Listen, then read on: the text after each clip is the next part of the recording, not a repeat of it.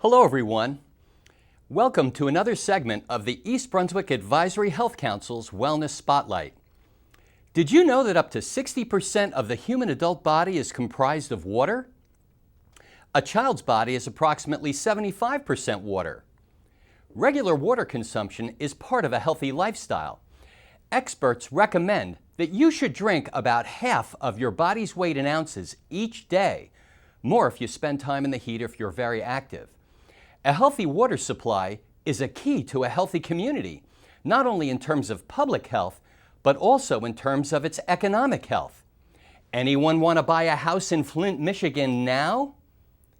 On today's Wellness Spotlight, we're going to visit the East Brunswick Water Department, located at 25 Harts Lane in East Brunswick, and speak with its director, Ed Walker. You'll learn about where we get our water, what measures are taken to evaluate its quality and ensure its safety, and appreciate the role its dedicated and knowledgeable staff plays in ensuring the quality of life and health in East Brunswick.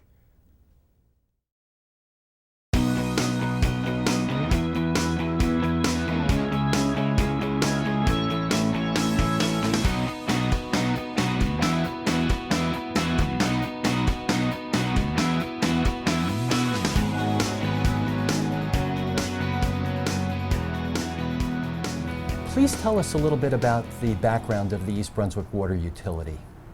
Basically, we maintain the system for the East Brunswick Township water supply. It's water main breaks are repaired, service lines are repaired. A resident just called up this morning. She turned on her sprinkler system, water came out, she called us up. She had to be to work in 45 minutes. I told her, we'll be there. She said, really? I said, yes, we will be there. And the guys were there. She called back before she left work to say how wonderful they were. So, they've been doing this for quite some time. These are experienced guys. And tell us a little bit about your background. My background is mostly on the sewer collection portion of it. I started with the Sewage Authority in 2004. In 2010, they dissolved the authority, and we became part of the township more. We were a sewer utility. They brought down the water department, became the water and sewer utility, and I just progressed from there. FP3 to the crew chief, superintendent, now director. And what does the director do? The director oversees the operations of everything. And the wastewater is much easier than the clean water. So I'm going to cut right to the chase, Ed. Everybody around the country is talking about water safety, especially if you live in as far away as Flint, Michigan, or as close as New Brunswick. How safe is East Brunswick's drinking water? East Brunswick is very safe, very safe. George Smith, he's our licensed operator. He's very adamant about the samples he takes, the process. He's very adamant about the procedures for water main breaks, how things are taken care of, disinfecting. Nothing will get by him. I know George for many years. He's a great guy and knows what he's doing. He's very smart. He's intelligent. He's a real asset to this department. I know he is. And we have a man behind him, Gerard Murphy. He's coming up behind George for whenever he's ready to go, Gerard's going to step in, and so we have a succession going on. It's a nice situation. Not everybody in East Brunswick is connected, I should say, to the municipal water. Some people have well water, don't they? Yes. Is there a difference in the quality between people in East Brunswick getting well water compared to municipal water? Has that ever been studied? The only difference that can come to the top of my head, I don't believe there was ever a real study done. But with East Brunswick, you're going to get, if you're tied to the system, you're going to get the fluoride in the water. As opposed to in a well, whatever the ground brings in, you're going to get. But the quality of the water is still the same? I would say the township water is better. It's more controlled. And safer? Yes, oh, absolutely. Okay. And where does East Brunswick's water originate from? It originates from... Because a lot of people think we get it from Farrington Lake. Yeah, no, it's a misconception. It comes all the way up from North Jersey, the Raritan Valley, Spruce Run, DNR Canal. We get our supply from there. It comes through Middlesex Water, comes down into 177 Tice's Lane, that's the pump station. It comes in through there, goes over through Cotter's Lane, and gets its fluoride and gets dispersed out to the system. So is the only change in that water the addition to fluoride to the water system? Yes. And how does that process take place? There's a tank on Cotter's Lane. As the water comes through, it's metered dosage. It goes in as the water's going through, it's added. I see. There's a pump connected directly to the main. And How often does that occur? Consistently. We have an infrastructure, in other words, the pipes that carry the public water out to all of the homes. Right. How old is that? And what are those pipes made out of? I have maps dating 1963, I believe, was the oldest map I found for water. So it predates that. And right now we have a water main replacement program going on. It's in the northern end of town in the Lawrenceburg section. We just finished up, well, we're finishing up this week, Colburn. It's the first time we're using the C900 PVC. It's a plastic pipe, stainless saddles, connections. It went very well, smooth. The operation went quick. The road will be remediated. It should be, everyone should be connected by the end of the week, and we should see some good results from that. And then going forward, does the township intend to replace all of these mains with plastic piping? Going forward, right now, we're in a situation where we've come to utility management is going to be doing our water towers. They're going to be maintaining them. There's a 40-year contract, and this year in particular, we have a $1.4 million payment to them. This was all done with a resolution. Everything's been completed, but we just went down on Fern Road Tower for the spring, early spring. We're going to go offline again. They're going to drain the tower and paint more. So that payment coming out for that work to be done, we can't really start replacing mains. So what I've done is reached out to a company called Ducon, and they're going to come in and give us a rough number for relining the pipe. Milltown's doing it right now. New Brunswick has just had it done. It's a much cheaper, cost-effective way to go. How do they do that? They dig a hole, they excavate, they go down to where the valves are, where the pipes cross. They'll take off a section of the pipe at this end, and they'll go at the other end where it comes around. Particularly, we want to do one road is Sherry. Comes around, it connects like that. So they're going to come here and they're going to dig here. They're going to dig here. They're going to take a scouring, and they're going to go through. They're going to clean it. They're going to treat it, and then they're going to bring a machine through that's going to coat it. It's going to spray. So rooters it out. Any buildup, anything on that, it's going to come right off. And then they spray it with a material that coats the inside of the pipe? Yep, that cures. Then they put together the pipes, the new valves, the new connections they make sure that the houses are connected. They blow out all the lines, make sure there's nothing in them. And that's it. You get new valves, basically a new main. How long of a period of time do you think it's going to take to get it done? Well, they've been working on the northern part of town for the past 3 years. So it's a slow process, and we're almost at the end of that budgeted money that's been allocated for that. So we have to relook at it and go from there. Can you talk a little bit about the Federal Safe Drinking Water Act? Doesn't that determine guidelines on what's acceptable within It sets guidelines, but public water? It's more up to us to enforce things for that, and that's where George comes in. He would look at that, and DEP sets up what you should follow, and the state mandates you're going to do this. They just came out with lead and copper. They're doing all new lead and copper because of Flint, Michigan. For 20 years, they went on this one phase where you have these certain locations that are tested. So long as you tested them when they wanted and they cleared, they were fine. But now they want more testing done. And since we fall into the smaller of the water system, anything over 50,000 people is a larger system. We're under that. So we have to do roughly 60 samples, half of which have to be in our known lead connection areas. And it's tough to do because you're trusting someone to come in and fill the jug up with water first thing in the morning, the first draw, and turn it in. Now, did they do it right? Did they not do it right? You don't know. So there's a big, you got to have a lot of trust. So when the people are given these jugs, you're hoping they did the right thing. Now, so it's up to each individual state to determine the water quality within that state? As long as they follow the guidelines set by the Safe Water Drinking Act. I see. Now, can states increase their standards? Absolutely. They can. I don't think you have a tougher standard than what's in New Jersey. I think we have the toughest standard around, and they call constantly. George is on the phone with them at least once a week, and that's how he found out about this 15-page report that he has to do. And I know East Brunswick has a couple of reports that anybody within the township can access. Can you talk a little bit about the Quality on Tap report or the Consumer Confidence report? Well, this is the Quality on Tap report right here. This is available on the website for ebwater.org. and that's one that George had actually set up, and there's a link on there. You can go to the current one. Gives you a lot of information. There's a lot of information in here on the testing, what's done. It tells you the history, talks about the fluoride, talks about where the water comes from. It's very good. It's good information if you're curious about the system. Now, and as you said, they have to collect samplings of water and be able to test them. But I understand that iron and manganese samples are collected every year, but copper and iron are collected every 3 years. Why is that? Well, I think it's because the state has rested on we're okay. You turn in your samples, you're clear for lead and copper, everything's okay. But now with Flint, everybody's looking and making sure, oh no, let's not let that happen here. We're safe here, we're good here.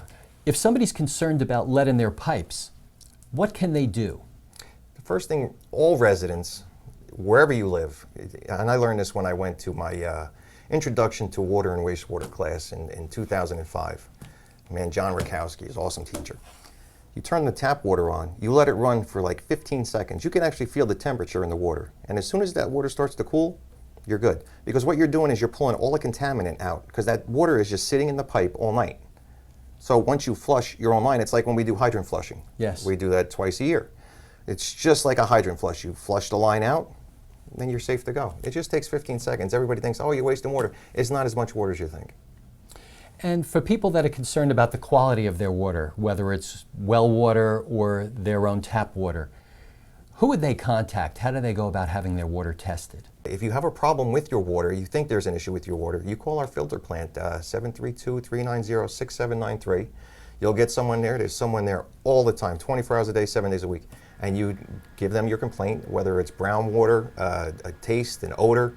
They'll come out, they'll have somebody come out, investigate, and you go from there. We flush the hydrant, flush the line. It may be something in the home, maybe something in the main.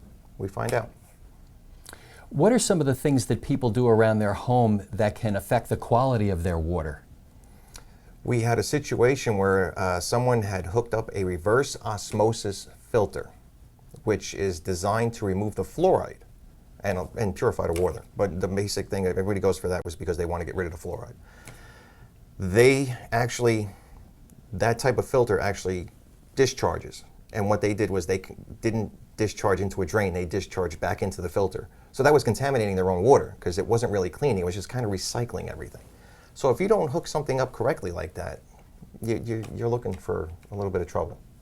Do you feel it's necessary for people to put additional filtration on their house water? A whole house filter couldn't hurt, it's economical. You would take the particles, if there was any, out.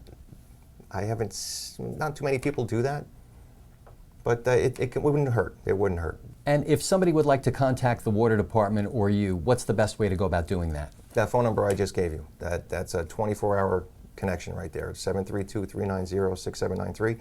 You can go to the township site. Our emails are there. You can contact us by that. We have a new system out, Cartograph. There's an app for the phone. You can get that. It's YourGov, YourGov. You can download that app. If you have a complaint, you see a water main break, you see a sinkhole, you see anything, you can go onto that app. You put the complaint in, it goes to the person that takes care of that issue. I also understand that East Brunswick has an advisory board, a water advisory board. Yes. Tell us a little bit about them and what they do and how they work with the township. They meet the first Thursday of every other month. And they get together, they review the test results, they review the water usage, they go over financials, they discuss what needs to get done, what should be done, and that's pretty much their scope, is that they're looking out for the best interest in what should be done. And the advisory board members are comprised of East Brunswick residents that volunteer? Yes. That do this? Yes, they come out and they volunteer for this. We just got a new member. She just signed up. One gentleman, he retired. He was doing it for 30 years. We have several people on the board that have been doing it for 30 plus years. And some new people, including myself. You're on the board also? Well, I'm not on the board. I'm more of a liaison between the utility and the advisory. So their primary responsibility is to make sure that the water's okay? Their original intent was for financial overlook. to make sure that everything was good financially speaking. That's dating back to when they put the 36-inch main through New Brunswick, Highland Park, all that to come in from Middlesex. So they just wanted to make sure that the money was being spent on what it was said to be spent on. And now they review the water reports? They review water reports, water complaints. They ask about new projects. They ask about how are we doing on financial, like for water main replacements, like I was mentioning, we're doing Lawrence Brook. They were a big part of that, getting that going because they kind of stalled a little bit. So the former director came in with the plans. He said, hey, listen, this is what I want to do. They were very helpful in getting that going. And then their role is to advise the mayor and town council? Yes. I see. Now, are there any vacancies on that board right now? I'm trying to recall the number in the resolution. I think it was an 11-member board. They may be at capacity, but they could always reach out and check. If somebody's interested in volunteering to serve on the board, of course it's no guarantee, but if they're interested, who would they contact? Oh, they can go to a town council meeting and ask. And they'll have the information there. There's several members from the council, the advisory committee that attend council meetings. Excellent. How many employees does the water department have? We have 24 people. And you work round the clock, 24/7? We have sewer standby and a sewer maintenance standby and a water maintenance standby. The water operator is 24/7. There's someone at that 177 Tice's Lane pump station 24/7. What's the cost of East Brunswick's water in comparison to other municipalities? The residents currently pay $3 to $3.30 per 1,000 gallons of water, up to the first 25,000 gallons of water. Then it'll adjust after that, but it rarely happens that they go that high. Other towns are charging in the neighborhood of $4.29 was on one report I saw. Another town was charging $5.05 per 1,000 for the initial 25,000 gallons of water. What's the diff? Most of those towns are privately owned, and we're more of a public system, and they are trying to go for the revenue, whereas we're trying to go for the water quality and keeping the residents from getting hammered with fees. And for people who want additional information, how do they go about contacting you and the East Brunswick Water Department? Well, they can call us up at the phone number, 732-390-6793. And that man is there. He's there 24 hours a day, 7 days a week. If the residents come across any issue with their water or sewer service, they should call us first. Just to make sure it's not our responsibility. For the sewer system, if you have a clean out, it's from the clean out, well, I shouldn't say that. I should say it's from 10 feet from the curb toward the house. From that point out to the main is the township's area of responsibility. A lot of times the issue's there, and we'll come out, we'll do an investigation, and we'll find out if it's in our area of responsibility. We do the repair.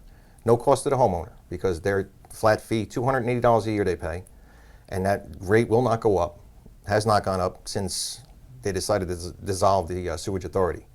And the same can be said for the water. If they experience any water issues, they call us first. What are some of the major water issues that people may experience in this area that would alert them to call you? Most issues right now that are going on at this time of year, people are turning on their sprinkler system. And they notice that when they turn the sprinkler system on, water's coming out near the sidewalk. So they get concerned, they'll call us up. We'll come out and we'll alert them. It's not your curb stop where that's our area of responsibility. There was a little tiff about if it's the valve itself, half the valve from here over to the homeowner's side, half the valve. If it's the valve, we'll fix the valve. That's where I'm standing. I don't think the homeowner needs to pay for anything. If it's the valve is broken, we'll take care of that. If we can't shut it off, we'll make it so that we can shut it off. We'll get in there, we'll do the repair in it, and it'll be no cost to the homeowner. But if it's on their side, depending on how bad the leak is, we'll give them a certain time frame because you're just wasting water at that point. Really don't like to see that happen. The township goes around and regularly flushes the hydrants. Yes. After that, when you turn the faucet on, there's brown water that comes out. What causes that brown color? Is that rust or dirt? What is that? There's a buildup in the sewer mains, in the water mains throughout town. And whenever you do a flushing like that, that's the whole point of doing the flushing is to scour the pipes to get all that brown water out. Sometimes you get the brown water out through the hydrant, and sometimes it goes through into the service line. Depends on if the resident was using the water when they were flushing. Nobody really knows that we're flushing. Well, we send out notices, but if you're not aware, you hit it on, it'll fill it up. The most important thing to do when that happens is do not turn on the hot water. Because what that'll do, if you have brown water, that's going to fill up your hot water tank. And that'll take forever to drain out. Always leave it on the cold water. Whenever you turn on it, just turn on the cold water, check it out. If it's good, then you can swing it over, or do your knobs, whatever you have to do. And then you call the filter plant.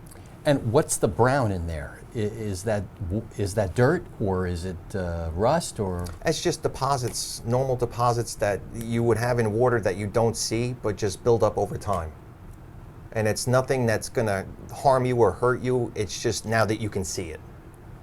Well, you know, I want to thank you for the job that you do, and I also want to acknowledge and thank all of the workers here with the Water and Sewer Department for, I can tell you, in the 36 years that I've been in town, you do a wonderful job, and you really add to the health and wellness of our community. So thank you so much, and for taking the time out again today to be with us. Oh, not a problem. I'm glad to hear that we have that kind of an impact. These are good people, and they do a really, really good job. And without them, I basically have nothing. They are the foundation of the utility, and they do what they need to do to get the job done, and it's nice. Thank you, Ed. Thank you.